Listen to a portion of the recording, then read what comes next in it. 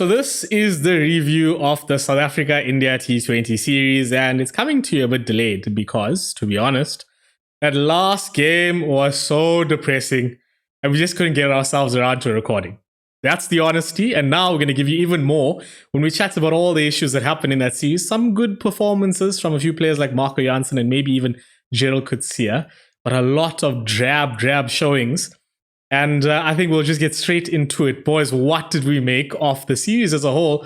And in particular, that last game where we got absolutely smashed. Yeah, it was a tough defeat to take. I think I was the one at the beginning of the series saying, "Oh, 4-0." Yeah, you gave me the bold 4-0 prediction. 4-0. I did have a few, beverages before that that prediction. But look, I think what was disappointing in the series was the senior players not putting their hands up. I think we did understand that we were calling for this in the previous series where we said we want to give new players a go, and we did. And fair play to them. They came up against a strong Indian lineup and they did get smashed around a bit, and a few of them can hold their heads up high. But in a situation like that where you got a lot of youngsters and you need your senior players, a guy like Aiden Markram, I think is really disappointing. I think his selection now is a big question mark, let alone his captaincy. So that is a big problem. And in the first game, you hit the first couple of balls for 4 and you thought, well, it looks good. Maybe it's, him playing in the white ball format might spark him into form, but, nicked off pretty much in the first over. Next ball. Yeah, next ball. And yeah, it's disappointing.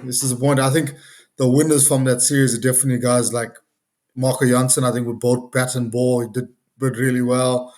Gerald Coetzee showed us what he can do with a bat towards the back end. Someone that we potentially could groom into sort of a bowling all-rounder now, and someone can finish innings. But other than that, it's really tough to look past those two and say anyone else played well. Klaasen and Miller showed some glimpses of form. Disappointing with Rickleton as well. He got a couple of starts, just wasn't able to kick on. But all in all, good. I think it's a sort of character building exercise. There's not much else you can attribute to that series for them other than, look, this is the level of cricket out there, and this is, people will say they're probably not India's first side, but I think if India puts in the regulars, I think this side will smash them. Smash the Indian regulars anyway. I think this is a really exciting Indian batting lineup. I think the only guys coming into that side will probably be Bumrah and maybe Gil Jaiswal, but I don't see much past it as well. Yeah, because I think Abhishek Sharma, he probably didn't do himself much good on this tour with everyone else around him cashing in. He probably let himself down a bit, but it is what it is. We tried our best. The youngsters got a good run out. I think the senior players will probably have to look at themselves and think, maybe we let the younger guys down. No, definitely, I agree. That last game, there's nothing you can do but just laugh. That was an absolute farce.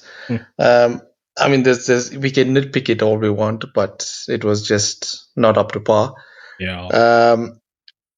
As well as India played, we bowled poorly. Again, I wasn't impressed by Markram's bowling changes. I mean, if you're getting carted to all parts of the ground, what in your head makes you think, oh, let me bring Stubbs on? Like, what's the thought process behind that? It's almost as if Stubbs takes a wicket, then it's a stroke of genius. But it doesn't make sense. Not to say that any of the other bowlers were going well, except Jansen. He can hold his head up high in every single one of those games from a bowling front and then from a batting front. I saw a stat which was actually sad. Prior to the start of the fourth match, he was our highest run scorer in the first 3 matches. So in a regular 3-match T20 series, he would have been the highest run scorer, and that says all you need to. Again, yeah, disappointed by Rickleton. We know Klaasen's class, so we're not gonna judge him too harshly. In that final match, even with the batting performance, it was all over the place. They knew they weren't going to win the game, but at least put in a performance. But prior to that, I wasn't all that impressed with Muller. Eh? In all of the matches, he took a while to get going, and then he carted some out of the ground, and that made his strike rate look reasonably good. But he took up a lot of deliveries to get going. So I don't know whether it's time, like Divi is saying. I mean, the senior players didn't do themselves any favors in the series. Is it time to maybe drop Muller for, I don't know, your boy Donovan Ferreira? I know I was against him in the pre-match, but I don't know, like I don't know. It Yeah, was Kuf, it's a good point to make. wasn't Like you said, he catches up. He does hit a few out the ground, hit them consecutively, and then he ends up with 30 of 18 or something like that. But the kind of pressure that initial 5 or 6 or 10 balls where he's blocking, he puts on the guy at the other end, Yes. it's something that exactly. you don't see in his stats. You know what I mean? The guy at the other end has to go a bit harder than what he normally would do. He doesn't play his natural game. And I think Mm. that's where we But tend but also to. the issue with that is that it's like a sine wave where that part of his game was commended 3, 4, 5 years ago, where if the top order failed, then he could come in and stabilize the ship. But that had good players behind him, knowing that 7 out of 10 times they were going to perform, and he only needed to do it on a fair few occasions. Now it's becoming Mm. such a regularity because the top order is failing so often that he needs to do this every game, and you can't. You can't. Like, would you trust Muller to come in with 3 overs to go and go from ball one? I don't think at this point you At this can. point, yeah. I mean, you can see Janssen does it from ball one, even Coetzee to a certain degree. But I just felt like in the first 3 games, he ate up a lot of balls where these two guys came in and made it look a little bit much easier. That's not to say that he's not a good player. We know he Mm. is. But is it just that full circle evolution of now he doesn't know what his role in the team is? Yeah, I think a lot of it has to do with the fact that he hasn't played international cricket for a while. Yes, he's played domestically around the park, so to say, in T20 tournaments. But I think he's a little bit rusty, and I think I see the similar thing with Klaasen. Both of them look like they were off the pace, if anything. Probably need a little while to get going again. It is worrying. I agree with you because they're both on towards the tail end of their careers, and usually, more often than not, a slump in form turns into a really long run of bad form that ultimately sees him getting dropped. I think Miller still has it in him. Like we've spoken about Kohli in the past. There's a performance in there somewhere. They fit guys despite their age and all of that. But you're 100% right. Eating up balls. And it's similar to what a lot of people used to criticize about Dhoni. Fair enough, you can handle the pressure, chow balls at the start and then catch up. But it's what it does to the other end that often is catastrophic. Like there's no one that could really bat around Miller in that situation unless you have Klaasen going. But the top order failings, it keeps happening. We're gonna hop on Markram again, and I think I started losing a bit of faith in him in recent times, and it doesn't look promising. It really doesn't look promising at all at the moment. One of the key things for him being a great batsman or the potential we see in him is his technique, and even that seems to be kind of going at the moment. Head falling over every shot he played in that over he got out, where you're swinging at everything gung ho. And he decided to have a fight with his bat, something I haven't seen from Markram before. But yeah, I think, as you guys are saying, senior players don't step up. And when you're playing a relatively young-ish bowling attack, because in all fairness, Kesh, Gerald, and Janssen start. It's probably just KG missing. I don't think we get Yeah, away too often. yeah. No, but I think the bowling lineup, okay, bar that last game, which was Uh, like we need to erase it from memory. There were glimpses of a good bowling attack. yes, I Um, agree. so like in that first match, okay, Sanju he just batted brilliantly. Um, we'll get onto the Indian team just now, and the other 2 matches, Tilak Varma just took it away from them. So it's just one guy that made the difference in that, and then but the bowling attack, it had glimpses. I'm not too disheartened by the bowling performance. The batting is definitely the concern. I think the bowling attack was let down by the bowlers themselves in the field because we saw lots of drop catches in that game. Tilak Varma, I'm a Mumbai Indians fan, so I'm a big fan of Tilak Varma. But in all honesty, he got very lucky there. There were a lot of balls popped up into no man's land between Simalane and Keshav deciding to not talk. Marco Janssen dropping a catch, Gerald not being that great in the field either. And I think he was on 1, 2, or 6 somewhere very early in that innings when Simalane decided to look at the ball and run the wrong way.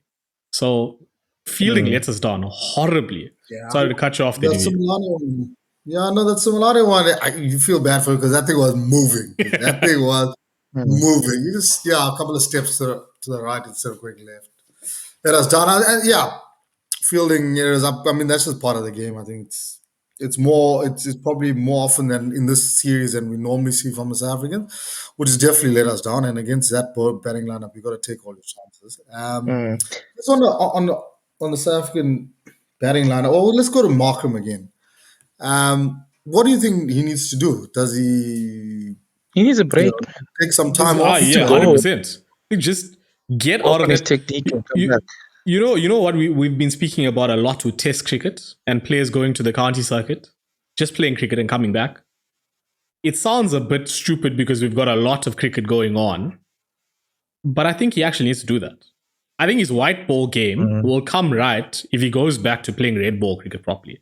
He's been so unsure in red ball cricket recently that I'm pretty sure the confidence is gone because what we saw from Markram prior to this, when he was in a pretty good run of form before the World Cup, playing for the Sunrisers, both Eastern Cape and in the IPL, he would come in and maybe not go at 200, 220, but he'd give you a 50 off 30 balls more often than not, playing solidly regardless of the situation. I don't think he has that in him at the moment because, I mean, when your head's gone, I think we all know what that feels like. When your head's gone in whatever situation you may be, pretty hard to compete. The one thing I would say in Markram's defense and the batting lineup's defense, they chased it every game, and 3 scores were over 200. They never got a chance to bat at their own pace. It was already kind of determined that, hey, there's 3 scores of over 200 here. We need to get a move on from the start for the top order. Now, that's not necessarily he chose a bad to bat thing, second, though. Yeah. Well, but he chose to. he's an egg. Was the third game? No. In the last toss? game, we lost the toss. But I think first and third, at least, we won the toss and decided to chase. Okay, but that's at the start of the game, right? Yeah. You're gonna bowl first, hopefully keep them down. It didn't work that way. There were scores of over 200, and then your batting lineup is already under pressure, and they've got to go at a certain tempo. We never got a chance to see them actually, play themselves into an innings. It was kind of already forced upon them. So I would give them that. Not that it's an excuse, but it would have been nice to see them set a score and see how they would have gone about their business. No, but I don't think it is an excuse, like you said, because let's say the first game they lost the toss. Said let's have a go at chasing. They got nowhere close. Second game, lost the toss, had to chase anyway. Small total, nearly messed it up, right? So now they know already going into the series, they're going to struggle against the spin of Chakravarti and Bishnoi. Why bat second and chase a score when the scoreboard pressure and these guys can come up and basically tie us up, going in for 10 overs, going at sixes, because anything over 140, we're going to struggle chasing. And I think the difference between the South African side and the Indian side is the Indian side, they go hard throughout the innings. Where the South African side, they hold, and then probably last 7, 8 overs. Then they go like 20s, you know what I mean? Or like 15s or whatever. And that probably suited more to our game. And the only way you can do that is if you bat first. Because if you're batting second, scoreboard pressure at 16s with 8 overs to go, you're never going to do it. You're done. 100%. You're done. So, that didn't make sense. Markram's captaincy in the third game for me. And you said him taking a break. Can South Africa afford that? We've got a big couple of test series coming to get us into the World Test Championship. Look, it's a catch-22 now because we, as much as we don't like it, Markram's going to be opening in test for us, right? So on one hand, you could drop him and not have the pedigree in that side. On the other hand, you start one down. And that sounds harsh, but it's pretty much what's been happening in recent times. And I don't think you can discount the recent form because it's been against poor sides. So starting against Sri Lanka and Pakistan, who I think both are going to trouble us a lot, despite it being on South African pitches, especially that Pakistani bowling attack. I think your Markram up top with the current deficits in technique or mentality or whatever it is, I think more often than not we start one down. And then, like you're saying, how we underperform in the chase because pressure on from the start, you're going to go into those games pressure on from the start regardless of whether you bat first or second because man's not in I think control. that Pakistan series, both white ball and red ball, is going to be pivotal because before this whole cycle of test match cricket, we said, okay, they've got a few series to iron out their kinks or whatever, and then they've got, let's say, better opposition in Pakistan. Not the top tier, but a level up. And to see how they perform against those teams is going to be very interesting. And they've got to pull up their socks. It's going to be a proper pivotal moment. Because you lose that series, you're out of the Test Championship. Basically. And if you lose another white ball series on top of this, so that white ball just gonna add more series, pressure. that white ball series is not with the red ball series. A little bit later, it's a tri-nation series between Pakistan, New Zealand, and us in Pakistan just before the Champions Trophy. So my idea going into that from the outset was that by that time we should have a fairly settled lineup and then go and give the guys some time on Pakistani pitches in preparation. Okay, albeit now the tournament might not even go ahead in Pakistan. There's been a lot of issues with that between the BCCI and the Pakistan Cricket Board and all of that. We're not going to get into that, but the tournament could very well be played in South Africa at this point. And then we're going to see something very different. But I think we have a little bit of an issue now going to the Champions Trophy because we don't have a lot of white ball cricket before it. And that's just the rub of the green. You can't exactly go and bring in a whole bunch of new players. There is a three-match ODI series against Pakistan before that Tri-Nation series. Is it in South Africa as well? So then we have 6 matches. In December. We have 6 matches before that. It's the ODI series, then the Test, and then the Tri-Nations. Do we also play Sri Lanka in white ball cricket? I don't think so. So we play Sri Lanka very soon. Actually, this is more soon than we have realized. It's a couple of weeks now. Sri Lanka, then white ball series. Yeah, then white ball series, and then Pakistan in the red ball series, or vice versa. No, we play Pakistan in New Year, so definitely, white ball series, then that. T20s, ODIs, Tests, and then Tri-Nations. It's going to be interesting. Regardless, now, do you think we make changes? Do you think we make changes right now? Couple games to go. KG comes back. No, I agree. I think yes, the first team has come back, but issues like Markram, Riza getting dropped out the side, Rickleton not performing in recent times. There's a lot of questions and not many answers. A lot of questions. Yeah, there's a lot of questions. I think Rickleton, you got to give him a go. At least he's getting starts. The way he's been getting out is because he's been chasing scores of 200 some change. A lot of attacking shots, edges off. A lot of attacking shots that he can't, he doesn't really have control over just based on the amount of runs that he's chasing. Markram, I reckon he has to stay. I think, he probably has to stay. Do you not think if Temba comes back in the side, you pop Temba next to Rickleton? Drop Riza out completely? In the one-day stuff? Yeah. Yeah, then look, the one-day stuff I'm not too bothered about. I think we've probably got a better lineup suited for that one-day stuff. I agree. With like guys like Miller, I think a lot of the team is like that, where they take a few balls to get in, and I think there's less sort of scoreboard pressure in that game in the longer format than it is the 20 over stuff. I think we're probably more suited to our game than the 20 over stuff. So I'm not too phased about that. It's like you said, it's a Markram Riza debate. I think one has to play and one doesn't. Yeah. It depends who you want to go with.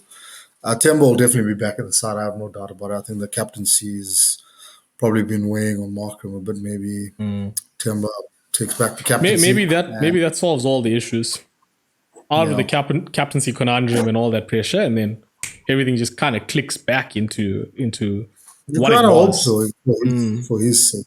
he doesn't look the same player.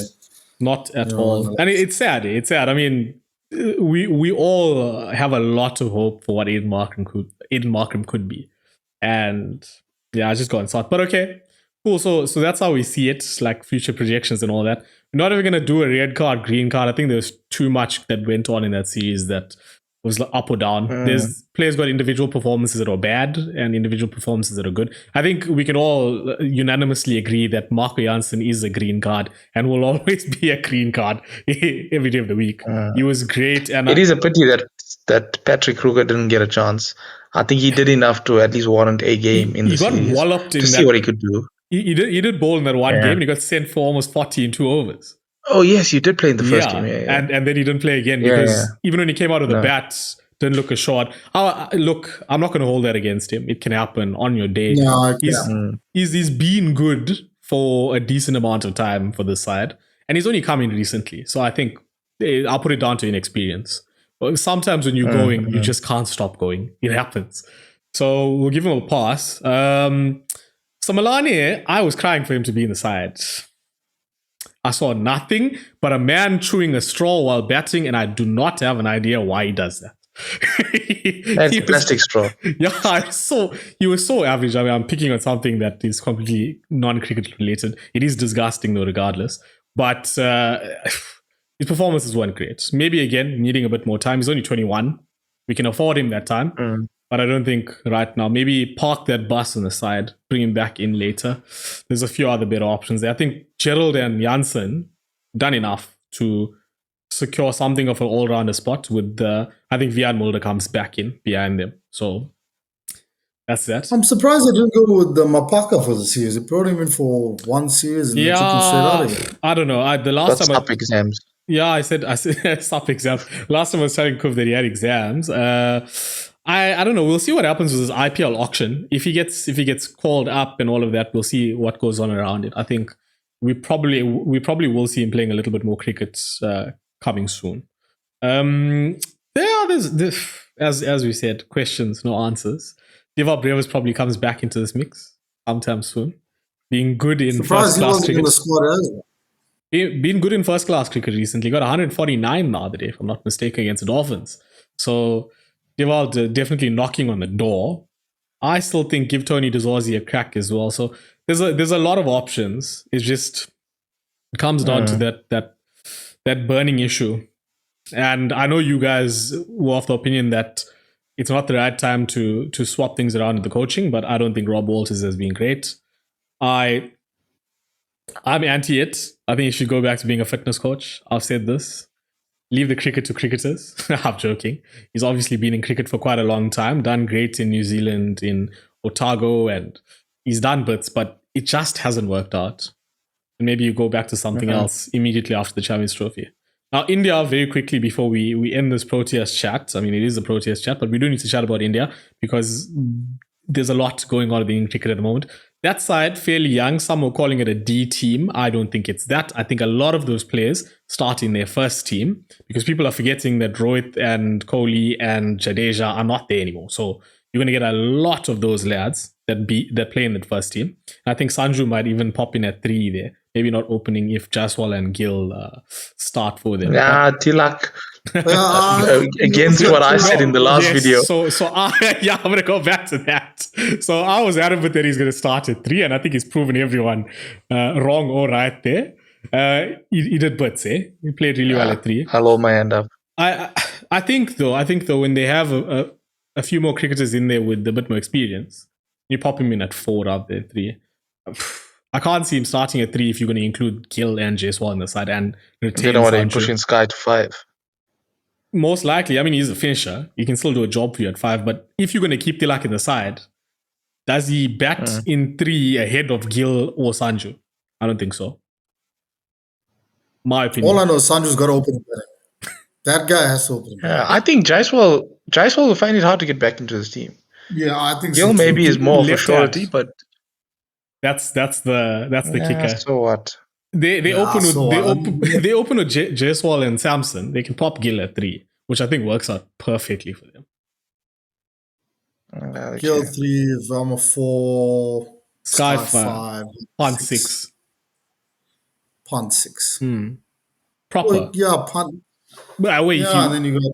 if you keep Punt and Sanju in the side, but bit of a conundrum there. That's why Sanju loses out more often than not, because we know Rishabh Pant is the golden child of India.